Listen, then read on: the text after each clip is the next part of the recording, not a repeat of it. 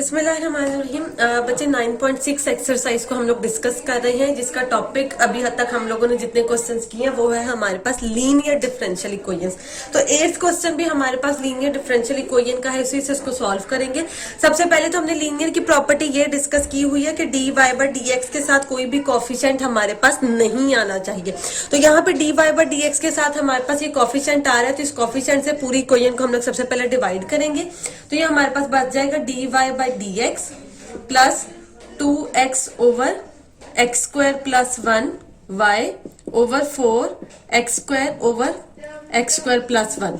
अब y के साथ जो भी टर्म हमारे पास बचती है वो हमारे पास p ऑफ x होता है। तो p ऑफ x हमारे पास यहाँ पे क्या आएगा 2x over x square plus 1। P of x को इंटीग्रेटिंग फैक्टर में हम लोग इंटीग्रेट करेंगे, वो हमारे पास आएगा e raise to power 2x over x square plus 1। अब जरा गौर करें, नीचे वाली जो टर्म है उसका डेरिवेटिव ऊपर कंप्लीट है, तो हमारे पास नीचे वाली टर्म का ये ln की फॉर्म में कंप्लीट हो जाएगा। ln और e आपस में कैंसिल हो जाएंगे और इंटीग्रेटिंग फैक्टर का आंसर हमारे पास क्या आया है एक्स स्क्वायर प्लस 1। जो हमारे पास रिक्वायर्ड डिफरेंशियल इक्वेशन हमने बनाई थी, जो लीनियर फॉर्म को सेटिस्फाई करवा रही है, उस फॉर्म के साथ हम लोग अपने इंटीग्रेटिंग फैक्टर के आंसर को मल्टीप्लाई करते हैं, तो वो हमारे पास आ जाएगा x square plus 1 d y over d x plus 2x over x square plus 1। इसके साथ मल्टीप्लाई करेंगे एक्स स्क्वायर प्लस 1 साथ y हमारे पास एज इट इज आ जाएगा, और राइट हैंड साइड पे भी 4x square over x square plus 1 x square plus 1 हमने इसके साथ मल्टीप्लाई कर दिया। अब हम लोगों ने क्या काम करना है, हम लोग जानते हैं हमेशा जो हमारे पास लेफ्ट हैंड साइड बना करती है उसकी एक फॉर्म कंप्लीट होती है। किसकी फॉर्म वो कंप्लीट होगी, वो हमारे पास डेरिवेटिव का फॉर्मूला कंप्लीट होता है डी ओवर डी एक्स।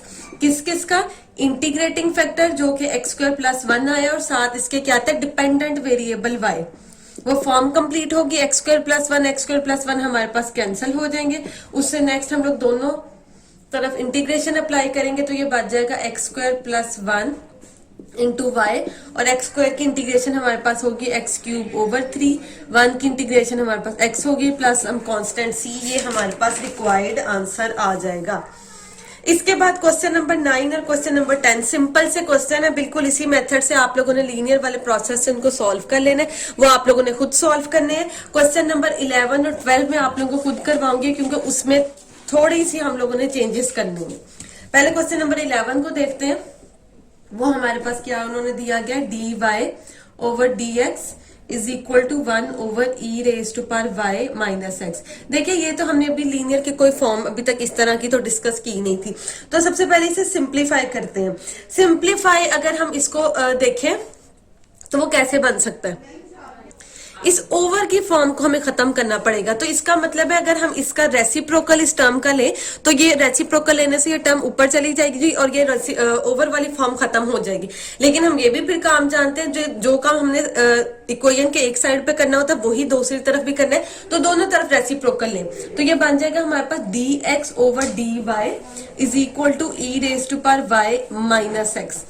यहां से अब काम क्या हुआ, जैसे ही हमने अपने क्वेश्चन को रेसिप्रोकल लिया है दोनों साइड्स के ऊपर, तो हमारे पास क्वेश्चन की सारी फॉर्म चेंज होगी। लीनियर फॉर्म हमारे पास ये पड़ी थी d y over d x plus p of x y is equal to q x. पहले तो ये चीज समझें, जो अभी तक हम क्वेश्चन करते आए थे वो किस फॉर्म में था, d y over d x वाली हमारे पास फॉर्म थी। ऊपर वाला डेरिवेटिव डिपेंडेंट होता है और जिसके लिहाज से हम डेरिवेटिव लेते हैं वो इंडिपेंडेंट होता है।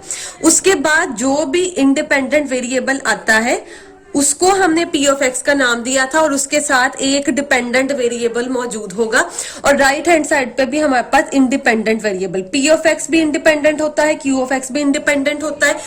और इंडिपेंडेंट होता कौन से, जिसके लिहाज से हम डेरिवेटिव लेते हैं। अब यहाँ रेसिप्रोकल लेने से तो काम ही उल्टा हो गया, y नीचे चला गया और x ऊपर आ गया। इसका मतलब अब यहाँ पे y इंडिपेंडेंट होगा। अब y इंडिपेंडेंट का रोल प्ले करेगा, x डिपेंडेंट का रोल प्ले करेगा, तो इसका मतलब है अब हमारे पास ये फॉर्म बनेगी d x over d y plus p of y x q of y. अब जहां पे डिपेंडेंट है वो एक्स एक्स की फॉर्म ले लेगा, और जहां पे इंडिपेंडेंट y है वहां पे वाई वाई वाली फॉर्म हमारे पास आ जाएगी। तो इसका मतलब d x over d y ये फॉर्म कंप्लीट होगी। उसके बाद हमें डिपेंडेंट वेरिएबल को इस तरफ लेके आना है, तो एक्स को उठा के इस तरफ लेके आते हैं, वो बनेगा d x over d y plus x is equal to e raise to power y. E वाला वाई वाला फंक्शन हमने उधर ही रखा है क्योंकि हम जानते हैं क्वालिटी की उस तरफ जो भी चीज होती है वो इंडिपेंडेंट वाली होती है। अब क्योंकि इंडिपेंडेंट वाई है तो साथ वाला फंक्शन हमारे पास वाई वाली फॉर्म में ही रहेगा। अब एक्स के साथ जो भी टर्म आएगी वो हमारे पास क्या होगा, पी ऑफ वाई होगा। पी ऑफ वाई की वैल्यू हमारे पास क्या आ गई, 1।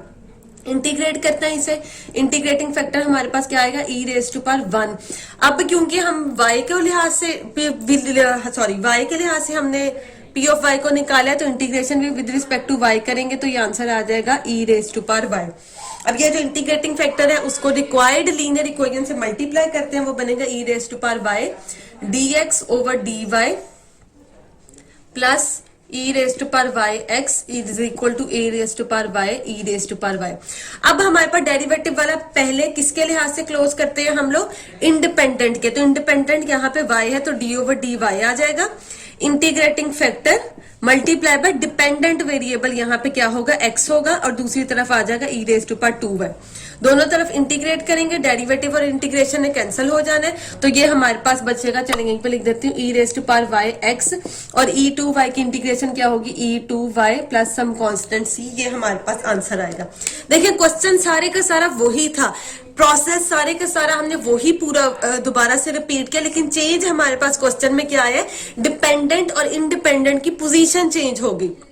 पोजीशन चेंज होने की वजह से अब अकॉर्डिंग टू हमने काम वही करे लेकिन डिपेंडेंट इंडिपेंडेंट का ख्याल रखना पड़ेगा। अब हमारे पास x डिपेंडेंट वेरिएबल बन चुका है, y इंडिपेंडेंट वेरिएबल बन चुका है, तो x के साथ वाली टर्म जो भी आएगी उसको p ऑफ y का नाम दिया और उसको इंटीग्रेट किया हमने with respect to y। Integrating factor का जो आंसर है उसको रिक्वायर्ड इक्वेशन से मल्टीप्लाई किया। डेरिवेटिव ऑफ किसका क्लोज होगा, डिपेंडेंट वेरिएबल और integrating factor. Integrating factor e raise to power y और डिपेंडेंट वेरिएबल हमारे पास यहाँ पे x था, उसका हमने फॉर्मूला क्लोज किया। बाकी सिंपली हम उसको इंटीग्रेट हमने दोबारा से किया और हमारा रिक्वायर्ड आंसर आ गया।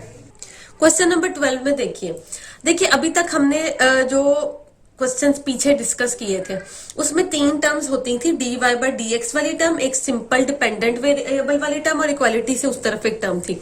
देखिए यहाँ पे डेरिवेटिव के साथ टर्म मल्टीप्लाई हो रही है लेकिन उसके अलावा सिर्फ एक ही टर्म है। हम जानते हैं लीनियर इक्वेशन की फॉर्म में हमें 3 टर्म्स चाहिए होती हैं। पहले भी हमने इस तरह के क्वेश्चन किए थे जहां पे डेरिवेटिव के साथ टर्म आ रही होती थी तो उस कोफिशिएंट को हम डिवाइड कर देते थे, लेकिन डिवाइड हम कर देते थे, बाकी 2 फॉर्म्स हमारे पास ऑलरेडी मौजूद होती थी, लेकिन यहाँ पे हमारे पास सिर्फ उसके अलावा एक ही फॉर्म है।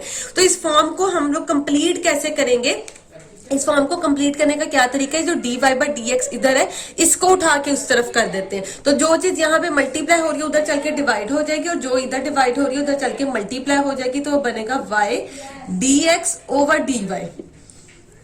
सॉरी, ये चीज बनी।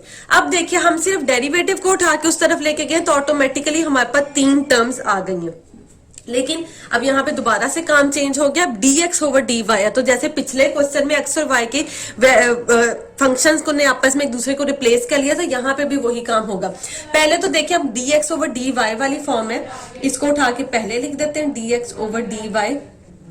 ये फॉर्म अब हमारे पास बन गया dx over dy plus p of y x is equal to q of y। उसके बाद x जहां पे भी ये डिपेंडेंट वेरिएबल आ रहा है उसको हमने डेरिवेटिव वाले के साथ लिखना है, तो डिपेंडेंट वेरिएबल तो यही है, उसको उठा के दूसरी तरफ ले आते हैं, ये x आ जाएगा और 2y क्यूब उसी तरफ रहने देंगे। ये हमारे पास फॉर्म बन गई। देखिए डेरिवेटिव, उसके बाद डिपेंडेंट वेरिएबल वाली टर्म और इक्वालिटी के उस तरफ वाली इंडिपेंडेंट वाली क्वांटिटी। लेकिन हम जानते हैं डेरिवेटिव के साथ तो कोई टर्म नहीं आती, तो ये जो y हमारे पास यहाँ पे आ रहा है इसको हम सारी टर्म से डिवाइड कर देते हैं, ये बनेगा माइनस x ओवर y और 2 ओवर 2y स्क्वायर आ जाएगा, क्योंकि ये जो y से जब हम डिवाइड करेंगे तो एक y हमारे पास कैंसिल हो जाएगा। अब x के साथ जो हमारे पास क्वांटिटी आ रही है उसको p ऑफ y का नाम देते हैं, वो है हमारे पास -1 ओवर y। इंटीग्रेट करते हैं इसे तो इंटीग्रेटिंग फैक्टर हमारे पास क्या आएगा, -1 ओवर y dy, तो ये आ जाएगा ई रेस्ट पर माइनस ln y। माइनस ऊपर चले जाएगी क्योंकि ln की प्रॉपर्टी है कि जो टर्म स्टार्ट में वो पावर में लिखी जा सकती है, ln y रेस्ट पर -1, ln और ये कैंसिल हो जाएंगे, y रेस्ट पर -1 और ये 1 ओवर y हमारे पास इंटीग्रेटिंग फैक्टर का आंसर आ जाएगा। अब ये 1 ओवर y जो इंटीग्रेटिंग का फैक्टर का आंसर है इसको रिक्वायर्ड डिफरेंशियल लीनियर इक्वेशन के साथ हम लोग मल्टीप्लाई करते हैं, तो इसके साथ मल्टीप्लाई करेंगे तो ये बन जाएगा 1 over y dx over dy plus 1/y, sorry ये माइनस है पहले, x/y is equal to 1/y 2y²।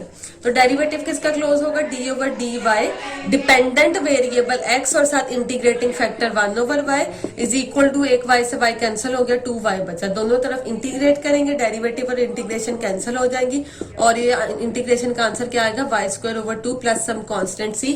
ये 2 से 2 काट दीजिएगा, ये हमारे पास इसका रिक्वायर्ड आंसर